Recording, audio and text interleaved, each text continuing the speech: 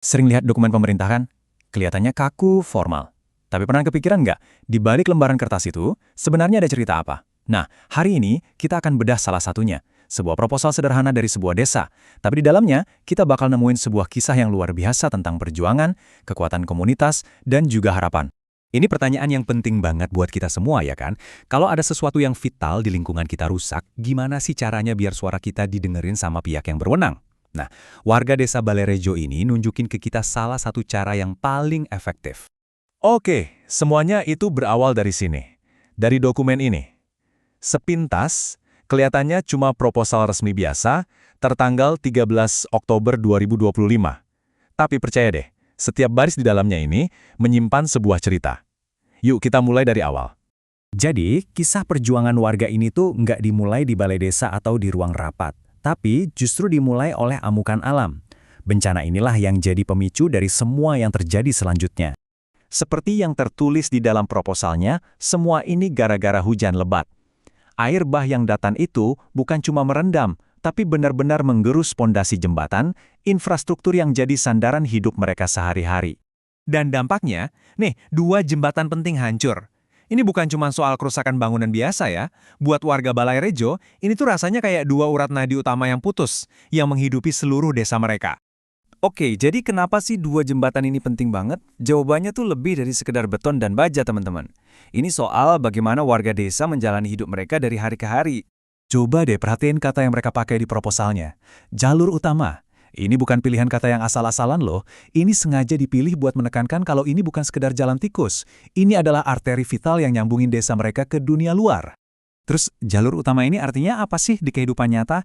Yaitu artinya petani jadi nggak bisa ke sawahnya. Pedagang jadi kehilangan akses ke pasar. Anak-anak jadi lebih susah buat pergi ke sekolah. Setiap ikon di sini itu mewakili ratusan cerita nyata tentang kehidupan yang terganggu. Dan kemudian ada kalimat ini yang diambil langsung dari proposal mereka. Dan ini ngena banget. Sangat mengkhawatirkan. Coba bayangin, di tengah bahasa dokumen resmi yang biasanya kaku dan dingin, dua kata ini tuh terasa seperti sebuah jeritan. Ini bukan lagi laporan. Ini permohonan yang sangat mendesak. Tapi, warga Balerejo ini nggak cuma pasrah sama keadaan. Mereka justru melakukan sesuatu yang luar biasa. Mereka mengubah rasa putus asa mereka menjadi sebuah cetak biru, sebuah rencana untuk masa depan. Nah, disinilah titik baliknya. Dan ini langkah cerdasnya. Mereka sadar kalau cuma ngirim surat keluhan biasa mungkin nggak akan cukup. Jadi, mereka menyusun sebuah proposal permohonan yang profesional, terstruktur, yang nggak cuma menguraikan masalah, tapi juga menyajikan solusi yang konkret. Lihat deh, tingkat detailnya di sini. Mereka nggak cuma bilang, tolong perbaiki jembatan. Nggak gitu, mereka memberikan ukuran yang presisi untuk setiap jembatan. Satu jembatan utama selebar 7,5 meter, dan satu lagi jembatan penghubung yang lebih kecil. Ini nunjukin ke pemerintah kalau mereka serius, udah ngerjain PR-nya dan punya rencana yang matang. Punya rencana yang bagus itu satu hal ya. Tapi gimana caranya membawa rencana itu ke hadapan orang yang tepat? Nah, itu tantangan lainnya.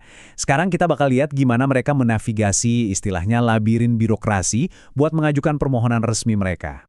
Mereka nggak mengirim proposal ini ke sembarang tempat loh.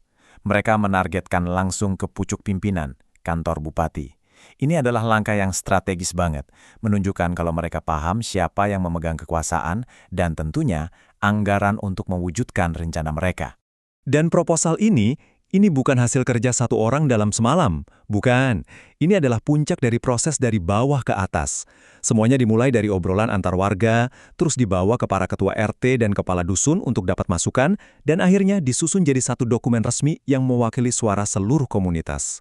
Nah, di akhir dokumennya, kita nemuin dua nama penting. Bapak Sujari, kepala kampung, yang membubuhkan namanya sebagai perwakilan langsung dari keinginan warganya. Lalu ada Bapak Waluyo, sang camat, yang memberikan stempel persetujuan resmi yang mengangkat permohonan ini ke tingkat berikutnya. Ini adalah jembatan antara masyarakat dan pemerintah. Jadi, kalau kita lihat lagi, ini tuh lebih dari sekedar proposal perbaikan jembatan kan? Ini adalah potret demokrasi yang hidup di tingkat paling dasar. Ini bukti nyata bahwa ketika suara-suara individu bersatu dalam satu tujuan, mereka bisa menciptakan sebuah kekuatan yang mampu menggerakkan pemerintahan.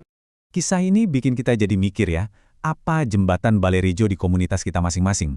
Mungkin jalan kecil, taman bermain, atau fasilitas umum yang sering kita anggap sepele, tapi ternyata penting banget buat kehidupan kita sehari-hari. Coba deh pikirin, apa yang jadi jalur vital di dunia Anda. Terima kasih sudah menyimak, sampai jumpa di bahasan berikutnya.